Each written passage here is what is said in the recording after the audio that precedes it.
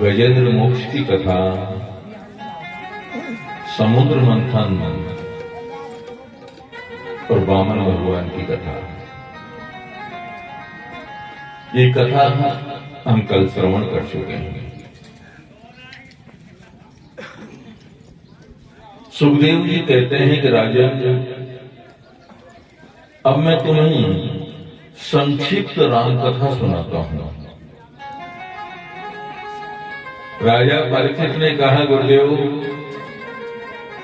संक्षिप्त राम कथा क्यों सुनाते हो? सुनाओ तो विस्तार से सुनाओ। सुखदेव जी ने कहा, राजन विस्तार से जब हम राम कथा कहते हैं, 9 दिन की कथा कहते हैं, वो 9 दिन का समय भी कम लगता है। लेकिन अभी हमको भागवत में कृष्ण कथा भी सुनना है, इसलिए संक्षिप्त ही सही लेकिन राम कथा सुनना जरूरी है, क्योंकि आगे भगवान कृष्ण की ऐसी ऐसी लीलाएं हैं, जब तक हम अपनी आंखों पर राम जी की मर्यादा का चश्मा नहीं चढ़ाएंगे, कन्हैया की कथा समझ में आएगी नहीं। राजन, भगवान के जो 2 अवतार हुए हैं, ये 24 अवतार है। इन 24 अवतारों में 2 अवतार ही सर्वश्रेष्ठ है कि राम कृष्ण 2 एक हैं, राम कृष्ण 2 एक हैं, अंतर नहीं निमेष, इनके नयन गंभीर है, उनके चपल विशेष।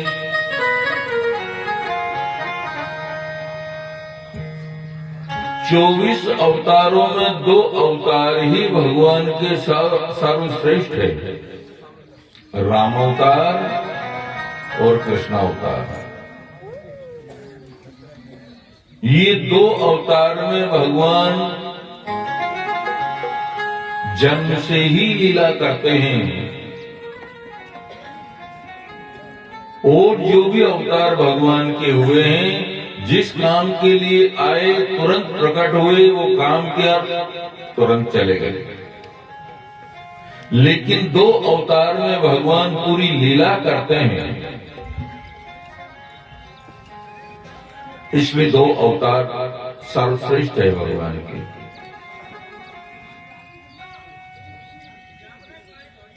राजन, भगवान राम का जिस वंश में अवतार हुआ, वो वंश है सूर्यवंश। इस सूर्यवंश में जो भगवान राम का अवतार हुआ, नारायण के पुत्र ब्रह्मा, ब्रह्मा के पुत्र मरीचि, मरीचि के कश्यप, कश्यप के पुत्र सूर्य, सूर्य का ऐसा असली नाम है विवस्वान। सूर्य का असली नाम ही विवस्वान है। सूर्यवंश उनसे ही आरंभ हुआ है।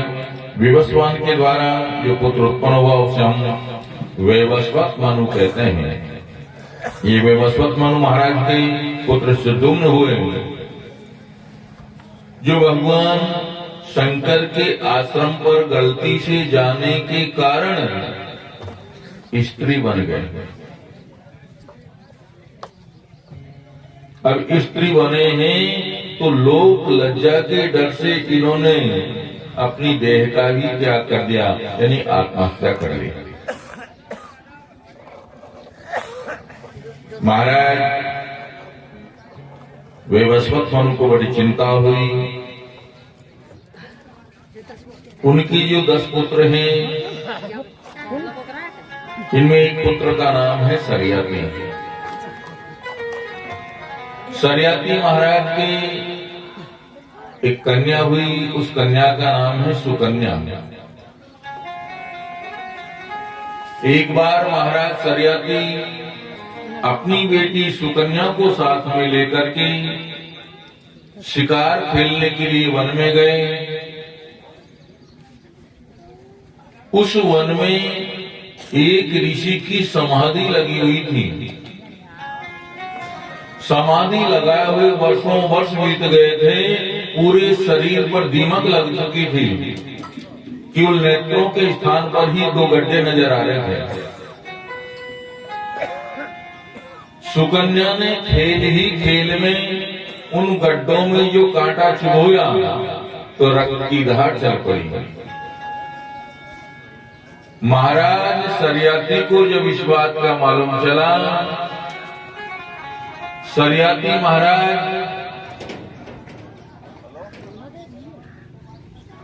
ये जो ऋषि यहां समाधि में लीन थे, ये थे च्यवन ऋषि। तो सरियाती महाराज च्यवन ऋषि से क्षमा याचना करने लगे, महाराज हमारी पुत्री से अपराध हो गया, खेल खेल में आपको अंधा बना दिया, इसे आप क्षमा कर दो। और नहीं चाहते हुए भी महाराज सरियाती को अपनी बेटी का विवाह, बेटी तुमने इस महात्मा को अंधा बनाया है, अब आपको इनकी सेवा करनी पड़ेगी। ये सुकन्या अपने पतिदेव च्यवन ऋषि की बहुत सेवा करने लगी, बहुत सेवा करने लगी। सेवा से प्रसन्न होकर के वहां अश्विनी कुमारों का आगमन हुआ और अश्विनी कुमारों ने च्यवन ऋषि की नेत्रों की रोशनी प्रदान कर दी।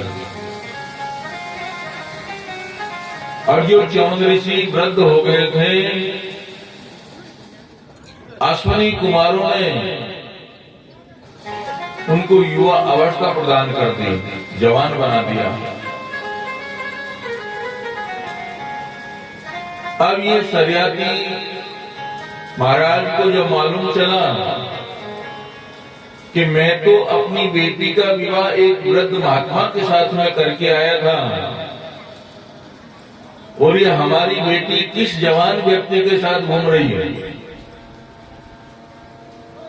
महाराज सरियाती ने अपनी बेटी को बहुत उल्टा सीधा कहा कि तुमने हमारे नाम को डुबो दिया, हमारा काला मुंह कर दिया, तुमको शर्म नहीं आई? अपने पति को छोड़ करके किस पुरुष के साथ घूम रही हो? जब महाराज च्यवन ऋषि ने कहा कि महाराज हम वही च्यवन हैं जो समाधि में लीन थे, वृद्ध हो गए थे, ये तो अश्विनी कुमारों के आगमन से उन्होंने आकर के हमारे आंखों की रोशनी प्रदान की और हमको युवा अवस्था प्रदान कर दी। ये बात सुनकर के सरियाती महाराज बड़े प्रसन्न हुए और बेटी से कहने लगे, बेटी अनजाने में हमने आपसे उल्टी सीधी बात कही, क्षमा कर देना बेटी।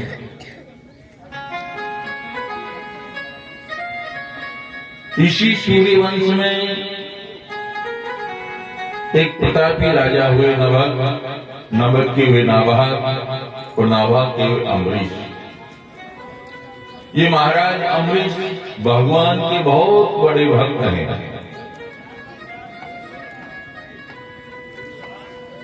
इतने बड़े भक्त हैं कि साल भर में जितनी भी एकादशी आती है, प्रत्येक एकादशी ये निर्जला रखते हैं, जल भी नहीं पीते। द्वादशी के दिन किसी संत ब्राह्मण को भोजन कराने के बाद ही जल प्राण ग्रहण करते थे। इतने बड़े भक्त हैं कि साल भर की एक एकादशी निर्जला रखते हैं, द्वादशी को किसी संत ब्राह्मण को भोजन कराने के बाद ही भोजन करते हैं।